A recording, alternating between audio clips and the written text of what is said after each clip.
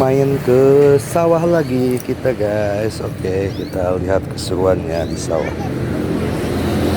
Bab 671, itu saja, pergi ke sana secara langsung. Setelah mendengar apa yang dikatakan Raja Ki Utara, Sen Ye menghela nafas dalam hatinya. Dia tahu bahwa gurun kuno tidak terlalu memperhatikan keuntungan dari pasar Dao. Tetapi gurun kuno pasti tidak akan menyerah pada warisan Senyi di Yeguan.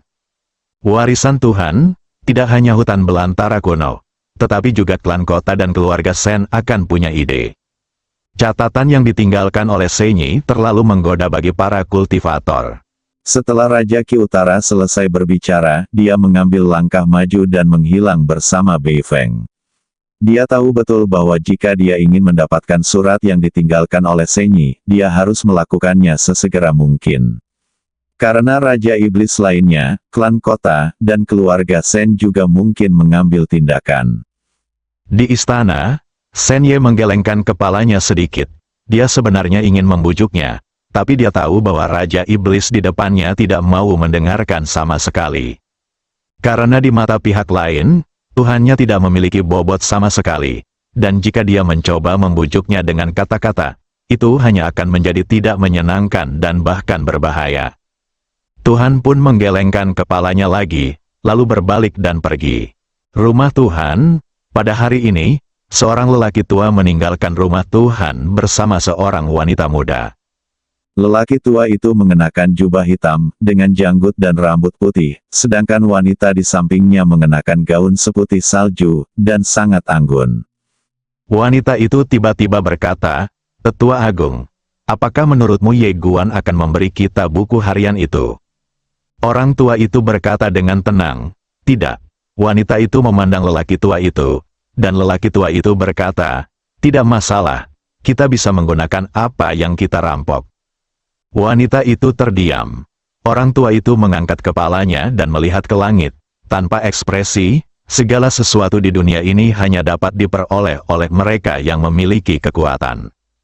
Wanita itu tiba-tiba bertanya, "Tetua Agung, mengapa Sen Yi meninggalkan keluarga Sen?"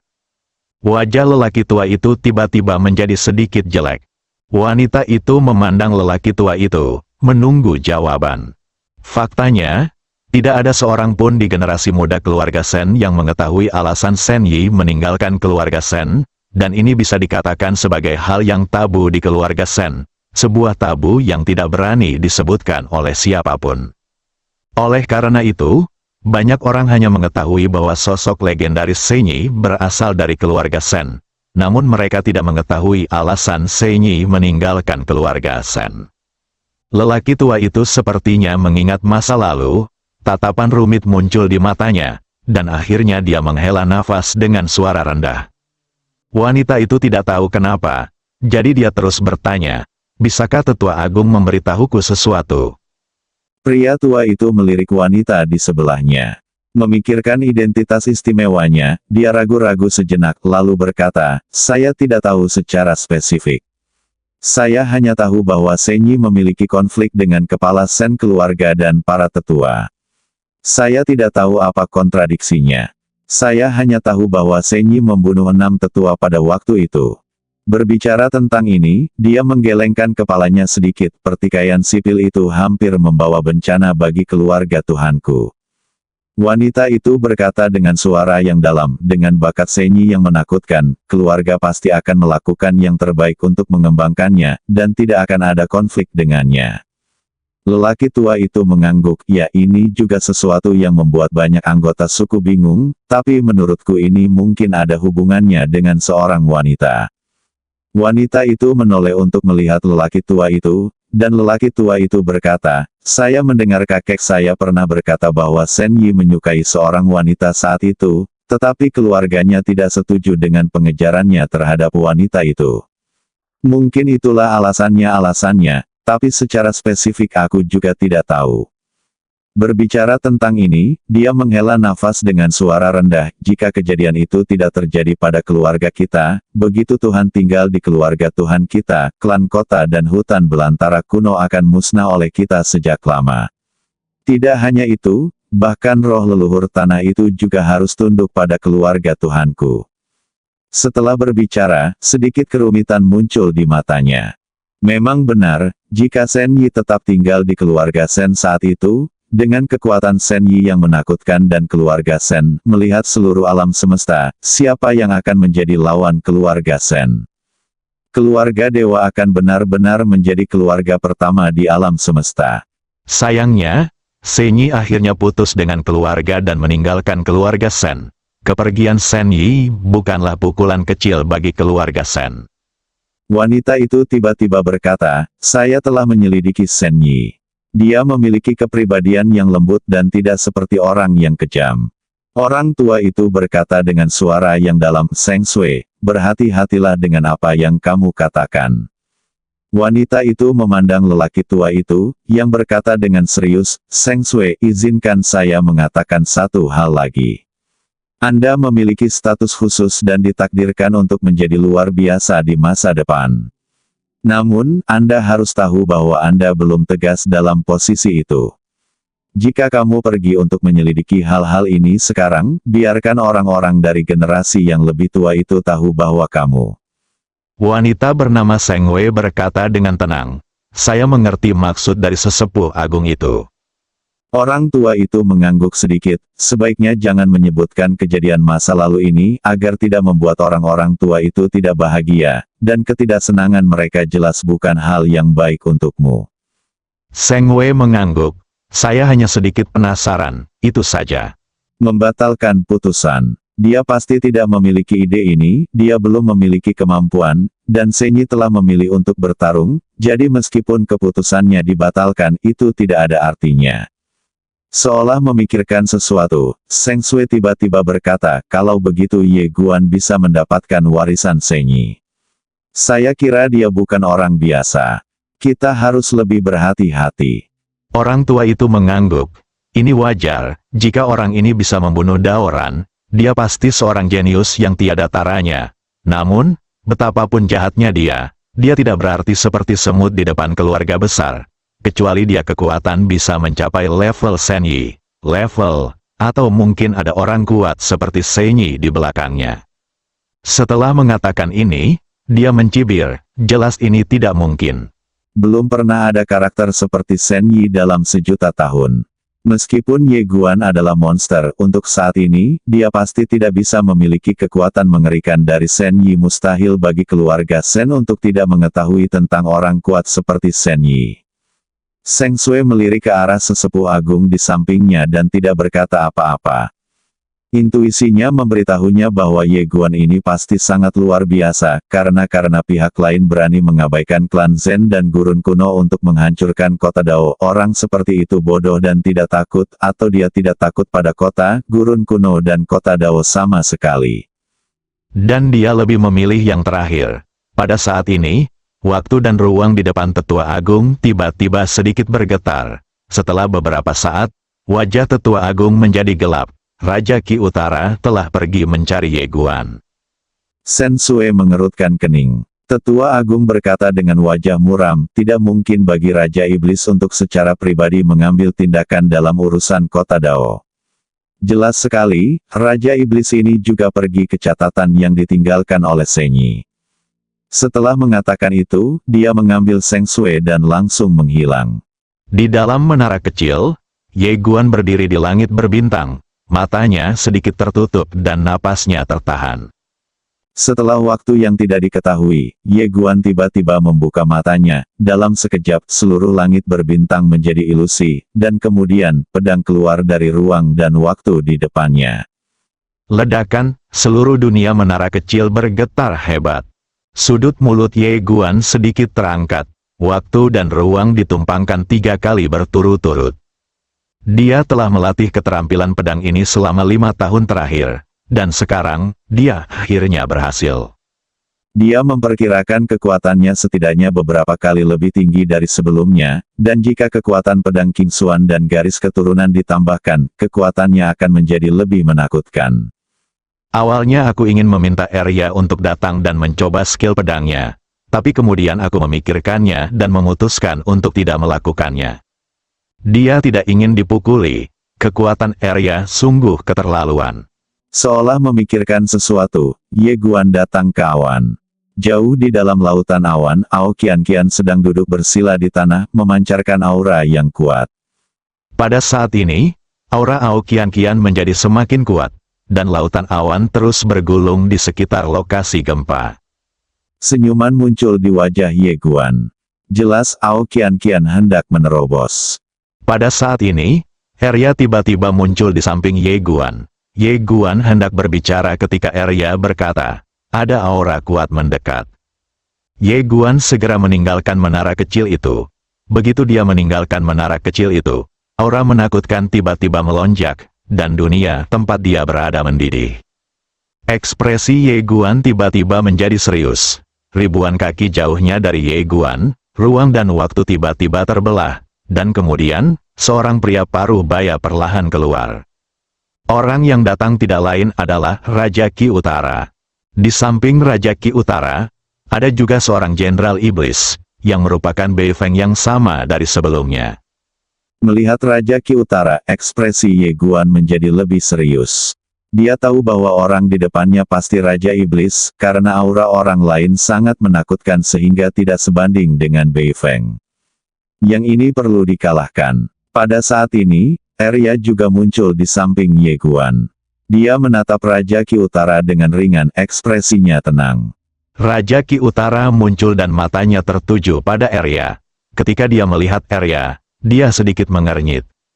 Sebelum dia datang, dia sudah mengetahui bahwa Ye Guan ditemani oleh binatang jahat, namun dia tidak menyangka bahwa binatang jahat itu ternyata adalah seorang gadis kecil. Ini mengejutkannya. Raja Qi Utara memandang Ye Guan. Serahkan buku harian itu dan aku akan membuat kematianmu lebih mudah. Hidup, tentu saja. Dia tidak akan membiarkan orang jenius seperti itu hidup. Meskipun dia tidak takut, dia tidak ingin menimbulkan masalah. Masalahnya bisa diselesaikan sekarang, jadi kenapa menunggu sampai nanti? Ye Guan mundur selangkah dan berkata, jika kamu mengalahkan bibi Aryaku, aku akan menyerah. Jika kedua Arya dikalahkan, dia tidak perlu bertarung. Raja Qi Utara memandang Arya dengan ringan, lalu berkata, apakah dia kepercayaanmu? Ye Guan mengangguk dengan cepat. Ya, Raja Qi Utara berkata dengan tenang, kalau begitu aku akan memukulinya sampai mati di depanmu. Setelah mengatakan itu, dia tiba-tiba meninju Arya ke udara. Langit dan bumi langsung terdiam. Wajah Arya tanpa ekspresi. Dia mengangkat tangannya dan meninju. Ledakan, dalam sekejap, Ye Guan, Jenderal Iblis Beifeng di sampingnya, langsung terlempar sejauh puluhan ribu kaki. Ketika keduanya berhenti, mereka berdua melihat ke area tempat Arya dan Raja Qi Utara berada. Namun Arya dan Raja Qi Utara tidak mundur selangkah pun. Ekspresi Ye Guan berangsur-angsur menjadi sedikit serius. Benar saja. Pria kuat dengan keilahian 70% bukanlah sesuatu yang bisa dia tandingi sekarang. Raja Qi Utara menatap Ye Guan, dengan tatapan serius yang langka di matanya, karena dia menyadari bahwa dia sepertinya meremehkan gadis kecil di depannya. Arya menjilat manisan haunya, menatap Raja Qi Utara dengan ringan, dan berkata dengan tenang, itu saja. Bab 672. Giliranmu sekarang, itu saja. Setelah mendengar kata-kata Arya, Raja Qi Utara langsung mengernyit, tapi tak lama kemudian matanya menjadi dingin. Selama bertahun-tahun, dia tidak pernah terprovokasi seperti ini. Dinasti Qi Utara mengambil langkah maju. Dengan langkah ini, waktu dan ruang di mana dia dan Arya tiba-tiba menjadi terdistorsi. Raja Qi Utara melancarkan pukulannya, ledakan. Dalam sekejap, cahaya tinju yang menakutkan menyerbu langsung ke arah Arya seperti aliran deras.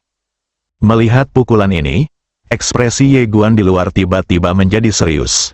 Dia menemukan bahwa Raja Qi Utara tidak sedikit lebih kuat dari Jenderal Iblis.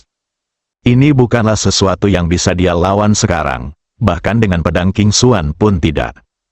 Ketika kekuatan lawan cukup kuat, meskipun pedang King Xuan sendiri tidak takut, dia sendiri tidak bisa menahannya. Namun kekuatan Raja Qi Utara di depannya jauh lebih besar darinya. Menghadapi pukulan mengerikan dari Raja Qi Utara, Arya tidak memiliki ekspresi di wajahnya. Saat cahaya pukulan muncul di depannya, dia mengangkat tangannya dan meninjunya. Ledakan yang memekakkan telinga bergema dengan keras.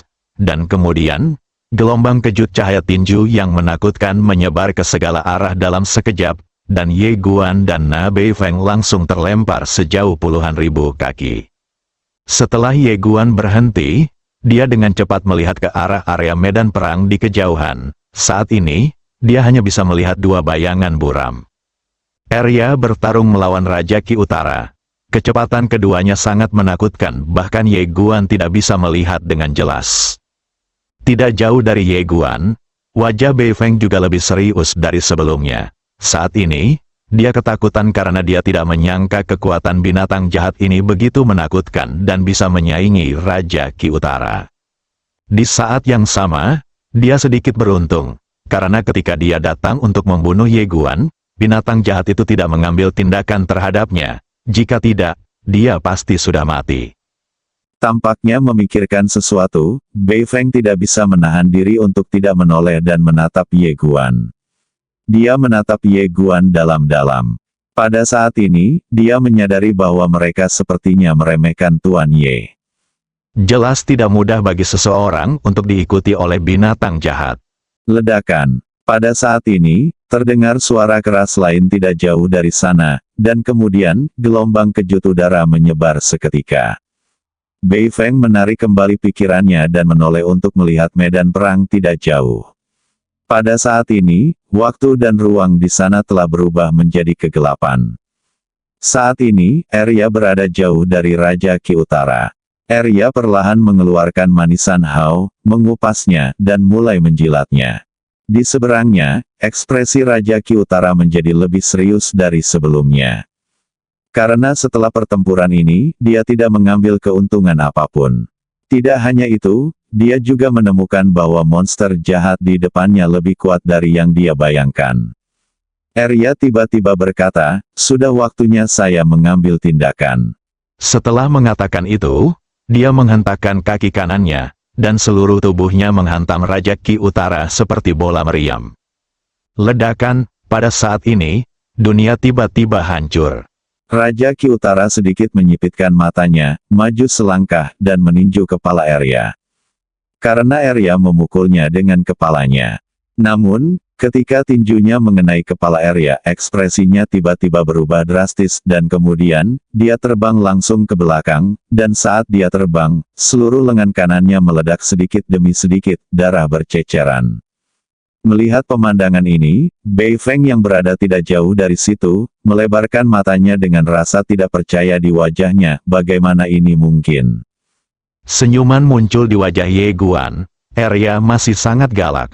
Setelah Raja Ki Utara berhenti, dia melihat tubuhnya. Tabrakan tadi tidak hanya menghancurkan lengan kanannya, tetapi juga membuat tubuhnya retak. Kekuatan yang sangat menakutkan. Raja Ki Utara menatap Arya, yang sedang menjilati manisan hao di kejauhan, dan terkejut. Arya memandangnya dengan ringan itu saja. Dibenci lagi. Cahaya dingin melintas di mata Raja Ki Utara. Dia tiba-tiba mengangkat tangan kirinya perlahan, dalam sekejap kekuatan mengerikan keluar dari tubuhnya, dan tekanan kuat melonjak ke arah Arya seperti air pasang. Merasakan kekuatan mengerikan dari binatang itu, Ye Guan mengerutkan kening, dan dia dengan cepat melepaskan pedangnya untuk melawan. Di sisi lain, Beifeng mundur dengan keras, menjauh dari zona perang ini. Monster level tinggi memiliki penekanan darah pada monster level rendah, jadi dia tidak berani menghadapi kekuatan monster dari Raja Ki Utara. Di kejauhan, ketika Arya melihat kekuatan mengerikan dari Raja Ki Utara, kilatan rasa jijik muncul di matanya dan dia meraung dengan marah. Ledakan, kekuatan binatang yang lebih kuat menyebar secara instan, dan dalam sekejap mata, kekuatan binatang yang dilepaskan oleh Raja Ki Utara hancur. Kemudian, Arya bergegas maju dan memukul Raja Ki Utara lagi. Dengan kesibukan ini, Arya tak terhentikan seperti semburan deras yang keluar dari bendungan. Mata Raja Ki Utara tiba-tiba menyusut, dan dia meraung dengan keras. Dalam sekejap, dia kembali ke wujud aslinya. Dia tampak seperti naga, dengan 3 kepala dan 3 lengan, dan tingginya ratusan kaki wujud aslinya, auranya tiba-tiba melonjak dengan liar. Kekuatan tempur terkuat dari monster adalah wujud aslinya. Namun, Arya tidak takut sama sekali dan meninju Raja Ki Utara satu demi satu. Ledakan, di lapangan, suara ledakan terus bergema. Meskipun Raja Ki Utara memulihkan wujud aslinya, dia masih sepenuhnya ditekan oleh Arya, dan dikalahkan selangkah demi selangkah. Melihat adegan ini, Beifeng sedikit bingung, apa yang terjadi? Dia memulihkan wujud aslinya dan masih dipukuli seperti ini. Ini salah, saya harus mengatakan bahwa saat ini, Beifeng benar-benar panik. Anda harus tahu bahwa Raja Ki Utara memiliki 70% keilahian dan merupakan salah satu negara adidaya teratas di gurun kuno. Namun, setelah memulihkan wujud aslinya, dia hampir tidak memiliki saingan dalam 70% keilahian Ki Utara dikalahkan sampai mundur. Apakah binatang jahat ini begitu kuat? Tampaknya memikirkan sesuatu. Beifeng ragu-ragu sejenak, lalu berjalan perlahan ke sisi Ye Guan. Melihat Beifeng datang, Ye Guan mengerutkan kening. Apa yang kamu lakukan? Beifeng melirik kedua gadis di kejauhan, lalu berkata, apakah binatang jahat ini milikmu? Ye Guan berkata dengan tenang, apakah kamu tidak berbicara omong kosong? Dia tidak berbohong. Arya tinggal bersama kakeknya. Saat kakeknya tiada, dia akan menjadi milik ayahnya. Ya, ada juga Xiao Bai. Mendengar perkataan Ye Guan, Beifeng tiba-tiba penasaran. Kamu sangat lemah, bagaimana binatang jahat ini bisa mengikutimu? Ye Guan mengerutkan kening, apakah aku lemah? Beifeng sedikit terkejut, lemah, orang ini sepertinya tidak lemah. Ye Guan menatap Beifeng dengan ringan. Apakah ini Raja Iblis dari gurun kunomu? Aku tidak terlalu memikirkannya. Wajah Beifeng tiba-tiba menjadi sedikit jelek. Ye Guan melanjutkan, ada 4 Raja Iblis di hutan belantara kuno. Beifeng berkata dengan suara yang dalam, 5. Ye Guan mengerutkan kening, 5, Beifeng mengangguk. Ye Guan tiba-tiba berkata, seberapa kuat Dewa Iblismu? Dewa Setan, mendengar 2 kata ini, ekspresi Beifeng tiba-tiba menjadi penuh hormat. Dewa Iblis secara alami adalah keberadaan yang tak terkalahkan. Ye Guan bertanya, berapa banyak keilahian yang ada? Beifeng menggelengkan kepalanya, saya tidak tahu. Ye Guan memandang siang Beifeng, dan Beifeng berkata dengan serius, saya benar-benar tidak tahu. Dewa Iblis sudah lama tidak muncul. Ye Guan terdiam. Dia tahu bahwa di masa lalu, pemimpin sekte itu 90% dewa. Jika Dewa Iblis ini juga 90% dewa, maka segalanya akan menjadi sedikit merepotkan. Beifeng tiba-tiba berkata, saya mendengar bahwa Anda juga memiliki leluhur spiritual. Ye Guan mengangguk dan memandang Beifeng, apakah kamu tidak memiliki hutan belantara kuno? Beifeng menggelengkan kepalanya, tidak. Ye Guan sedikit bingung, kamu bahkan tidak memiliki leluhur spiritual di hutan belantara kunomu. Apakah kamu begitu miskin? Beifeng menatap Ye Guan dan tidak berkata apa-apa. Ye Guan berkata dengan tenang, Raja Iblis datang, kalian meremehkanku. Beifeng berkata dengan suara yang dalam, apakah kamu sedikit sombong? Kamu melirik Beifeng, lalu berkata, Raja Iblismu akan dikalahkan. Mendengar ini, Beifeng dengan cepat menoleh untuk melihat ke medan perang. Ketika dia melihat situasi pertempuran, wajahnya tiba-tiba menjadi gelap. Kegagalan hanyalah masalah waktu, Beifeng berkata dengan sungguh-sungguh, jika Raja Iblis dikalahkan, percayalah, gurun kuno akan melawanmu sampai mati. Ye Guan berkata dengan tenang, terserah. Beifeng sedikit bingung, apakah kamu benar-benar tidak takut sama sekali dengan hutan belantara kuno? Ye Guan Dao, ada 10 binatang jahat di rumahku. Beifeng segera berkata, kamu bisa sesumbar. Tentu saja, dia tidak akan mempercayai kebohongan Ye Guan. Salah satu dari binatang jahat ini sudah menantang surga, dan 10 dari mereka. Ye Guan tiba-tiba bertanya, tingkat kekuatan apa yang dimiliki Raja Iblis Ki Utara ini di antara Raja Iblis utama klan Iblis? Bei Feng berkata dengan sungguh-sungguh, Ketiga, Ye Guan mengerutkan kening, ledakan. Pada saat ini, Raja Iblis Ki Utara di kejauhan langsung dipukul oleh Arya dan terbang sejauh puluhan ribu kaki. Melihat pemandangan ini, wajah Bei Feng tiba-tiba menjadi gelap. Dia tahu bahwa Raja Ki Utara telah dikalahkan sepenuhnya. Ye Guan tiba-tiba berkata, dalam keadaan apa Dewa Iblismu akan datang untuk membunuhku secara pribadi? Bei Feng memandang Ye Guan, mengapa kamu menanyakan ini? Ye Guan berkata dengan tenang, saya bisa bersiap terlebih dahulu untuk menelepon orang. Bei Feng mencibir dan berkata, percayalah, jika Dewa Iblis benar-benar datang untuk membunuhmu, tidak ada gunanya memanggil siapapun. Ye Guan tersenyum dan berkata, bibiku sangat pandai bertarung. Bei Feng menggelengkan kepalanya, tidak ada gunanya, kekuatan Dewa Iblis berada di luar imajinasimu. Ye Guan memperhatikan siang Bei Feng, biarkan mereka bertengkar ketika waktunya tiba. Bei Feng mengangguk, oke, jika Dewa Iblis ingin membunuhmu secara pribadi, aku akan memberitahumu terlebih dahulu, dan kemudian kamu dapat menelepon bibimu terlebih dahulu. Ye Guan mengangguk, oke. Ledakan. Pada saat ini, Raja Ki Utara di kejauhan diledakkan lagi, dan kali ini, ketika dia berhenti, tubuh monsternya langsung retak, dan darah yang tak terhitung jumlahnya terus mengalir keluar dari tubuhnya, dan darah itu langsung mewarnainya menjadi merah. Arya, sebaliknya, tidak melakukan apapun dan masih menjilati manisan Hao. Setelah Raja Ki Utara berhenti, dia perlahan mengangkat kepalanya dan menatap Arya yang tidak jauh darinya. Dengan ekspresi serius yang belum pernah terjadi sebelumnya di wajahnya, kamu. Setelah pertempuran, dia menemukan bahwa gadis kecil di depannya tidak hanya memiliki kekuatan yang menakutkan, tetapi juga menakutkan dalam hal pertahanan fisik. Pertahanan dan kekuatannya tidak sebaik pihak lain. Ini agak sulit diterima oleh Raja Ki Utara.